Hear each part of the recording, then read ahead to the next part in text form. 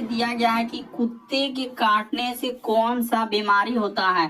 तो यहाँ पर जैसे है इन चारों ऑप्शन में से कौन सा होगा। तो चलिए आपको बताते हैं कि कुत्ते के काटने से कौन सा बीमारी होता है। तो यहाँ पर क्या हो जाएगा दोस्तों, रेबीज हो जाएगा। इस प्रश्न का आंसर ऑप्शन नंबर बी क्या हो जाएगा, सही हो जाएगा। याद रखना है कि कुत्ते के काटने से कौन सा बीमारी हो जाएगा, तो रेबीज हो जाएगा। इसी तरीके से आगे देखिए दिया गया हम लोगों के सामने दूसरा प्रश्न कि निम्नलिखित में से कौन सा यौन संक्रमण है। तो इनमें आपको बताना है कि इन चारों ऑप्शन में से कौन सा होना चाहिए यौन संक्रमण। तो देखा जाए यहाँ पर क्या हो जाएगा दोस्तों, उपदंश यानी कि हम लोगों का सिफिलिस हो जाएगा। इस प्रश्न का आंसर ऑप्शन नंबर ए क्या हो जाएगा, सही हो जाएगा। कह रहा है कि निम्नलिखित में से कौन सा एक यौन संक्रमण बीमारी है। तो यौन संक्रमण कौन सा हो जाएगा दोस्तों, उपदंश यानी सिफिलिस। देखिए आपको कुछ सेकंड जरूर देंगे, जैसे आपके सामने क्वेश्चन आया तो जरूर मतलब कुछ सेकंड में आप वीडियो को पॉज करके अपने से ट्राई करेंगे और कमेंट करेंगे कितने प्रश्न आपके सही हो पाए। कह रहा 10 वोल्ट के विभवांतर को दो बिंदुओं पर 3 कूलम आवेश को स्थानांतरित करने में किया गया कार्य करना पड़ता है। तो देखिए इस कार्य को कैसे करेंगे आपको पता है दोस्तों, यानी W यानी कार्य बराबर एकदम है कुछ नहीं, W यानी कार्य बराबर हम लोगों का क्या हो जाएगा दोस्तों, V गुना क्या हो जाएगा, Q हो जाएगा। बस बैठा दीजिए W यानी कि कार्य, W बराबर क्या यानी कार्य। तो V देखिए 10 वोल्ट दिया गया है, 10 हो जाएगा। और Q का मतलब होता है कूलम, तो कूलम क्या हो जाएगा दोस्तों, 3 दिया गया है। तो यहाँ पर 10 गुना 3 कर देंगे तो आपका क्या हो जाएगा दोस्तों, 30 हो जाएगा। तो देखिए कार्य का ऐसा है मतलब जूल होता है, यानी 30 और जूल हो जाएगा। तो इस प्रश्न का आंसर देखिए ऑप्शन नंबर डी क्या हो जाएगा, सही हो जाएगा। तो मोस्ट इंपॉर्टेंट क्वेश्चन है, थोड़ा समझना होगा कि देखिए फॉर्मूला यही होता है, इसी फॉर्मूला का यूज हुआ कि W बराबर हम लोगों का V गुना क्या हो जाएगा दोस्तों, Q हो जाएगा। यानी हम लोगों का विभवांतर गुना क्या हो जाएगा, आवेश हो जाएगा। तो बस इसी को गुना कर दिया, आपका क्या निकल गया दोस्तों, आंसर निकल गया। तो इस टाइप के क्वेश्चन आपके एग्जाम में पूछा गया है। अगला प्रश्न देखा जाए, कह रहा है कि निम्नलिखित में से कौन सा पुनर्जनन और मुकुलन द्वारा उत्पन्न हो सकता है। इसमें आपको बताना है कि इन चारों ऑप्शन में से कौन सा होगा। तो चलिए एक बार ट्राई करके देखिए हो रहा है कि नहीं। तो निम्नलिखित में से कौन सा पुनर्जनन और मुकुलन द्वारा उत्पन्न हो सकता है। तो यहाँ पर आंसर क्या हो जाएगा दोस्तों, हाइड्रा हो जाएगा इस प्रश्न का आंसर। यानी हाइड्रा जो है पुनर्जनन और मुकुलन द्वारा उत्पन्न हो सकता है। इस प्रश्न का आंसर ऑप्शन नंबर बी क्या होगा, सही होगा।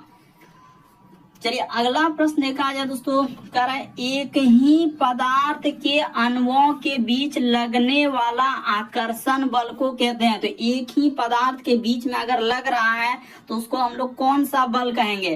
तो चारों ऑप्शन को देखेंगे तो इस प्रश्न का आंसर क्या हो जाएगा, स्वसंजक बल कहते हैं। अगर एक ही पदार्थ के अणुओं के बीच लग रहा है तो उसको स्वसंजक बल कहते हैं। और अलग अलग पदार्थ के बीच अगर लगेगा तो उसको आप क्या कहेंगे दोस्तों, असंजक बल। कब, जब अलग अलग पदार्थ के बीच लगेगा। तो यहाँ पर तो एक ही पदार्थ पूछा है कि एक ही पदार्थ यानी कि अणुओं के बीच लग रहा है आकर्षण बल को क्या बोल देंगे, स्वसंजक बल बोलेंगे। अगला प्रश्न देखा जाए, करें कि निम्नलिखित में से धातुओं में से कौन सा द्रव में पाया जाता है। तो ये नहीं कि निम्नलिखित में से कौन सा अधातु, यहाँ पर गौर कीजिएगा दोस्तों क्या लिखा है, अधातु। अधातु पूछा है तो क्या हो जाएगा, ब्रोमीन हो जाएगा। अगर यही धातु पूछा जाए हम लोगों के सामने, क्या हो जाए दोस्तों, धातु पूछा जाए तो धातु हम लोगों का क्या होता है, पारा होता है। इन दोनों प्रश्न को याद रखिएगा, हमने देखा है काफी बार रिपीट किया हुआ है कि निम्नलिखित धातुओं में से कौन द्रव में पाया जाता है। तो अधातु, तो अधातु क्या हो जाएगा, ब्रोमीन हो जाएगा। और धातु पूछा जाए तो क्या हो जाएगा, हम लोगों का पारा हो जाएगा। तो इस प्रश्न का आंसर सी क्या हो जाएगा, सही होगा। अगला प्रश्न देखा जाए, हमारे शरीर में कौन सा अंग पेप्सिन का स्राव करता है। तो देखिए कितना इंपॉर्टेंट सवाल है और बहुत सारा स्टूडेंट से नहीं हो पाएगा कि हमारे शरीर में कौन सा अंग पेप्सिन का स्राव करता है। तो पेप्सिन इसमें बताना है, यकृत हो जाएगा, अग्नाशय हो जाएगा, थायराइड ग्रंथि हो जाएगा, अमाशय हो जाएगा, कौन सा होना चाहिए। तो देखिए इस प्रश्न के आंसर की बात किया जाए दोस्तों, पेप्सिन का स्राव कौन करता है, तो अमाशय करता है। इस प्रश्न का आंसर ऑप्शन नंबर डी क्या हो जाएगा, सही हो जाएगा।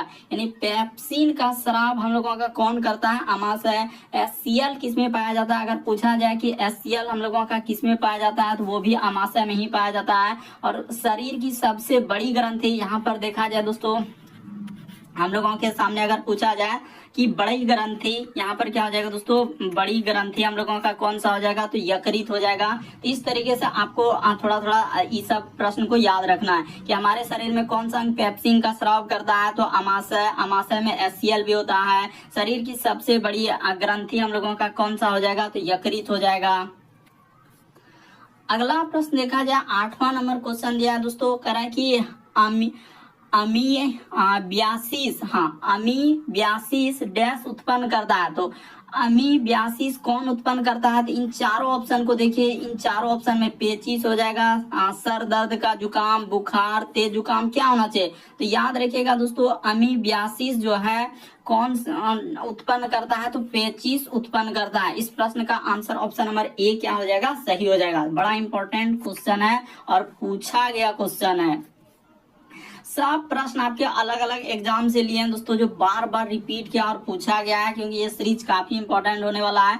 कारण निमोनिया डैश की सूजन के कारण होता है, अब बताना, यकृत हो जाएगा, हृदय हो जाएगा, मस्तिष्क हो जाएगा, फेफड़ा हो जाएगा।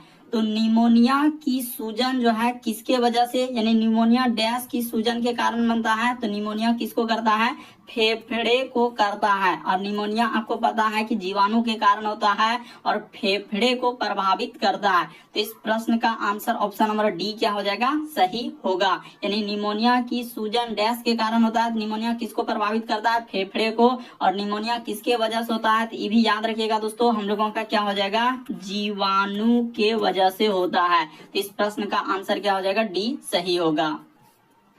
अगला प्रश्न देखा जाए मोस्ट इंपॉर्टेंट और कई बार पूछा गया है कि बड़ी जी का मान क्या होगा। तो देखिए बड़ी जी की मान की बात किया जाए दोस्तों, तो कौन सा हो जाएगा, तो यहाँ पर बता देते हैं, यानी कौन सा होना चाहिए, ए होगा, बी होगा, सी होगा, डी। देखिए हम इसीलिए कुछ सेकंड लेते हैं ताकि आप वीडियो को पॉज करके अपने से प्रश्न को ट्राई कर सके कि हाँ इस प्रश्न का आंसर ये वाला होना चाहिए, और कॉमेंट में बता दें कितने प्रश्न आपके सही हो पाए। तो बड़ी जी की मान की बात किया जाए तो क्या हो जाएगा दोस्तों, हम लोगों का यानी 6.67 गुना क्या हो जाएगा 10 पर पावर माइनस क्या होता है दोस्तों 11, और क्या हो जाएगा न्यूटन हम लोगों का, यानी यहाँ पर क्या हो जाएगा न्यूटन मीटर स्क्वायर, इस जगह पर लिख देते हैं। एकदम ध्यान से देखिएगा कि कितना इंपॉर्टेंट क्वेश्चन है। न्यूटन मीटर स्क्वायर और प्रति क्या हो जाएगा दोस्तों केजी स्क्वायर। तो इस प्रश्न का आंसर डी वाला क्या हो जाएगा, सही हो जाएगा। यानी जी का मान कितना होगा, तो 6.67 गुना 10 पर power minus 11 newton metre square प्रति केजी स्क्वायर। यहाँ पर देखिए प्रति इसीलिए यहाँ पर बोला जाता है क्योंकि यहाँ पर -2 है, यहाँ पर देखिए ना -2 लगाया है। बढ़ते हैं अगले प्रश्न की ओर। इस प्रश्न का आंसर डी, बहुत सारा स्टूडेंट का किसी का ए कर देते हैं तो किसी बी कर देते हैं, तो कोई सी सरासर गलत होगा। अगला प्रश्न देखा जाए 11 नंबर क्वेश्चन दिया कि निम्नलिखित में से कौन से जीव के कारण हेपेटाइटिस होता है, हेपेटाइटिस रोग। तो हेपेटाइटिस रोग की बात किया जाए इस किसके वजह से होता है, जीवाणु यानी बैक्टीरिया, प्रोटोजोआ, विषाणु यानी वायरस, कवक यानी फंगस। तो किससे होना चाहिए, तो इस प्रश्न के आंसर की बात किया जाए हेपेटाइटिस जो होता है दोस्तों विषाणु यानी वायरस के वजह से होता है। आपने पढ़ा होगा हेपेटाइटिस यानी कि ए बी इस तरीके से होता है, सी डी ई तक होता है, लेकिन सबसे ज्यादा जो प्रभावित करता है ए बी सी, और इसमें भी कौन सा होता है दोस्तों बी से प्रभावित होता है। यानी निम्नलिखित में से कौन सा जीव के कारण हेपेटाइटिस रोग होता है, तो विषाणु वायरस, यानी कि ऑप्शन नंबर सी सही होगा। अगला प्रश्न देखा जाए 12 नंबर का है किस वर्ग के पौधे को पादप जगत का उभयचर कहा जाता है। तो यहाँ पर हो जाएगा टेरिडोफाइटा, जिम्नोस्पर्म, ब्रायोफाइटा, एंजियोस्पर्म। कौन सा होना चाहिए इन चारों ऑप्शन में से, तो किस वर्ग के पौधे को पादप जगत का उभयचर कहा जाता है, तो ब्रायोफाइटा को हम लोगों का पादप जगत का उभयचर कहा जाता है। याद रखिएगा दोस्तों काफी इंपॉर्टेंट है, यानी किस वर्ग के पादप जगत को उभयचर कहा जाता है, तो ब्रायोफाइटा को। अगला प्रश्न देखा जाए 13 नंबर क्वेश्चन दिया है कि निम्नलिखित में से कौन एक विषाणु जनित रोग है, यानी विषाणु से होने वाला है। जैसे यहाँ पर दिया है दोस्तों खसरा, उसके बाद हम लोगों के सामने लिखा है बेरी, उसके बाद सिफिलिस, उसके बाद रिकेट। तो देखिए इस प्रश्न का आंसर कौन सा हो जाएगा दोस्तों, विषाणु के वजह से होता है खसरा। इस प्रश्न का आंसर ऑप्शन नंबर ए क्या हो जाएगा, सही हो जाएगा। याद रखिएगा जो उपदंश यानी कि जैसे सिफिलिस हो गया, तो ये क्या हो जाएंगे दोस्तों हम लोगों का जीवाणु जीवाणु के वजह से होता है। ये क्या हो जाएगा, जीवाणु के वजह से होता है। बाकी सब हम लोगों का जीवाणु या अलग अलग अति से होगा, लेकिन यहाँ पर अगर कौन सा एक विषाणु जनित रोग है तो हम लोगों का क्या हो जाएगा दोस्तों, खसरा आएगा। इस प्रश्न का आंसर यानी देखिएगा ना, छींकते या खांसते पहले प्रचार भी आता था, यानी ऐड आता था कि नाक पे रुमाल ढका जाता था, तो वह कह रहा है विषाणु जनित रोग है, तो खसरा इस प्रश्न का आंसर होगा। अगला प्रश्न दिया गया है, विषाणुओं के अध्ययन को क्या कहा जाता है। तो विषाणु का जो अध्ययन होता है उसको बायोलॉजी कहा जाता है, पैथोलॉजी कहा जाता है, पोडोलॉजी कहा जाता है या वायरोलॉजी कहा जाता है। तो विषाणुओं के अध्ययन को हम लोग वायरोलॉजी कहा जाता है। इस प्रश्न का आंसर ऑप्शन नंबर डी क्या हो जाएगा दोस्तों, सही हो जाएगा। याद रखिएगा कि विषाणु के अध्ययन को क्या कहते हैं, वायरोलॉजी कहते हैं। तो इस प्रश्न का आंसर कौन सा हो जाएगा दोस्तों, यानी विषाणु के अध्ययन को क्या कहा जाता है, तो वायरोलॉजी कहा जाता है। इस प्रश्न का आंसर डी क्या होगा, सही होगा।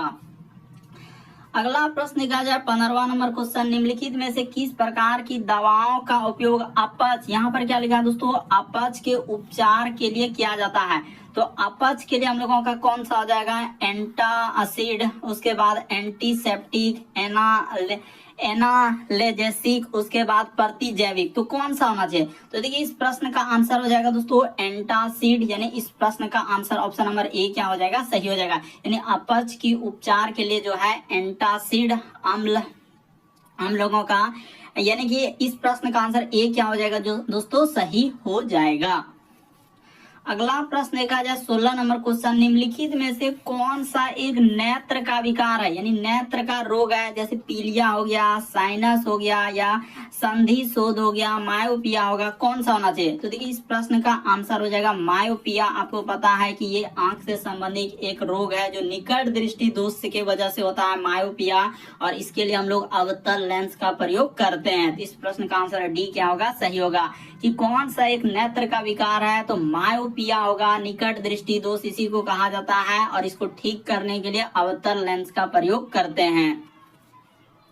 अगला प्रश्न यह है दोस्तों, बच्चों में प्रोटीन की कमी से, ये भी प्रश्न काफी बार रिपीट किया है कि बच्चों में प्रोटीन की कमी से होने वाला रोग को क्या कहा जाता है। तो कौन सा होना चाहिए इन चारों ऑप्शन में से, प्लेग्रा, बेरी या क्वासियो कोर, उसके बाद हम लोगों का रिकेट्स। तो कौन सा होना चाहिए, तो इस प्रश्न का आंसर देखिए हम लोगों का क्या हो जाएंगे दोस्तों, क्वासियर कोर, यानी इस प्रश्न का आंसर सी क्या हो जाएगा, सही हो जाएगा। देखिए ना, क्वासियर कोर हो जाएगा, ऑप्शन नंबर सी क्या हो जाएगा, सही हो जाएगा। यानी बच्चों में प्रोटीन की कमी से होने वाला रोग, तो ऑप्शन नंबर आपका सी क्या हो जाएगा दोस्तों, सही हो जाएगा। रिकेट्स आपको पता है कि विटामिन डी की कमी से हम लोगों का क्या हो जाता है दोस्तों, रिकेट्स होता है। विटामिन B1 की कमी से क्या होता है दोस्तों, बेरी होता है। तो ये सब याद रखिएगा, काफी बार पूछा गया है। रिकेट्स किसके हो जाएगा, तो विटामिन डी। बेरी किससे हो जाता है, तो विटामिन B1 की कमी से बेरी। यहाँ पर पूछा है प्रोटीन की कमी से, तो प्रोटीन की कमी से हम लोगों का क्या हो जाएंगे दोस्तों, क्वासियोर कोर, आंसर हो जाएगा सी।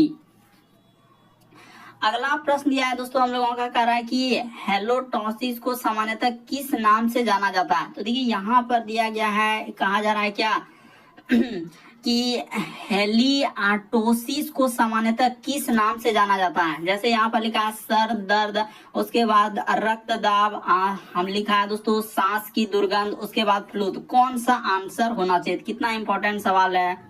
तो इस प्रश्न का आंसर कौन सा सही हो जाएगा दोस्तों, ऑप्शन नंबर आपका सी क्या हो जाएगा, सही हो जाएगा, यानी सांस की दुर्गंध। याद रखिएगा दोस्तों, हेलिटोसिस को सामान्यतः किस नाम से जाना जाता है, तो हेलिटोसिस को सामान्यतः सांस की दुर्गंध, यानी ऑप्शन नंबर आपका सी क्या हो जाएगा, इस प्रश्न का आंसर होगा। अगला प्रश्न है विटामिन के की कमी के कारण कौन सा निम्न में से क्या होता है। तो यहाँ पर देखिए इन चारों ऑप्शन को आप ध्यान से देखिए कि कौन सा होना चाहिए विटामिन के की कमी से। तो विटामिन के की कमी की बात किया जाए दोस्तों, तो रक्त स्कंदन में विफलता, यानी अगर विटामिन के की कमी हो जाएगा तो रक्त जो है हम लोगों का जमेगा नहीं, यानी बहता जाएगा। तो जिसके शरीर में अगर कमी हो जाता है, रक्त क्या हो जाएगा, बहते हुए रह जाएगा। इसीलिए कमी के कारण वही कह रहा है कि रक्त स्कंदन में विफलता हो जाता है, तो विटामिन के की कमी के कारण होता है। अगला प्रश्न देखा जाए कर है कि निम्न में से कौन सा बीमारी आमतौर मच्छरों द्वारा फैलता है। तो मच्छर की वजह से कौन सा हो जाएगा, मलेरिया, पीलिया, गठिया, छोटी माता। तो इस प्रश्न का आंसर आपको पता है कि मलेरिया हो जाएगा। मच्छर की वजह से होने वाला रोग क्या हो जाएगा दोस्तों, मलेरिया हो जाएगा। तो ऑप्शन नंबर आपका ए क्या हो जाएगा, सही हो जाएगा। इनमें से कौन सा बीमारी आमतौर मच्छरों द्वारा फैलता है, तो मलेरिया, मच्छर